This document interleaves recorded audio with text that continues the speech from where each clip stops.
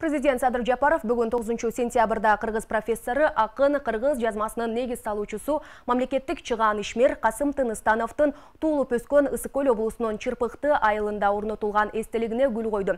Президенттік администрация быйыл Қырғызстандың белгілі чыған инсандары Қасым Тыныстанов, Жусуп Абдрахманов, Кусейн Қарасаевтың 120 жылдығының урматына марекелік иш-чаралар республикалық деңгейде өтіп жатқандығын еске салды.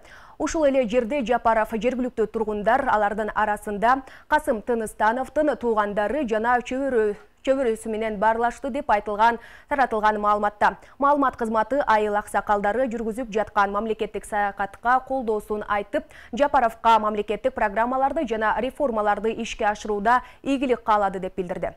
Бүгін Ушарында Комуз күнү белгиленди. Ага карата Борбордук аянтта майрамдык иш-чара уюштурулуп, Кыргыздын көйнөрбөс аспабы болгон комуз даңазаланды. Иш-чарага каладагы белгилүү комузчулар топтору жана музыкалык мектептерден келген жаш комузчулар катышып, комуз күйлөрүн жаңыртты. 3 кылдуу аспап кыргыз тарыхынын туу чокусу болгон Манас эпосунда да бар. Комуз күнү шаар боюнча өзгөчө белгиленүүдө. Салтанатка айланып калган майрамга карата шаардагы сейил бактарда, скверде боз үйлөр тигилип, комуз үнү жаңырды. Негизги максат нукура байлыгыбыз комузду даңазалоо менен келечек муунду патриоттуулукка, мекенчиликке тарбиялоо.